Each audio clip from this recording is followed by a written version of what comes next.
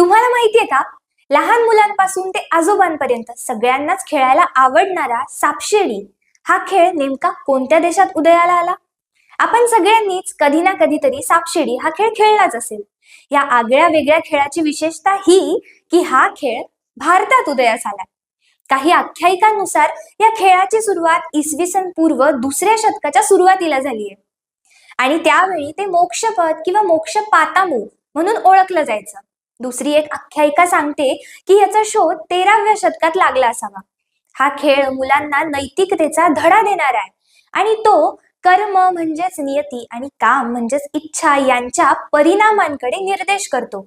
भारताने आजपर्यंत जगाला बऱ्याच महत्वाच्या गोष्टी दिल्या आहेत, पण या खेळाचा शोध म्हणजे एक मजेशीर बाब आहे. तुम्हाला सापशिडी खेळायला आवडते का? आम्हाला कमेंट मध्ये नक्की कळवा.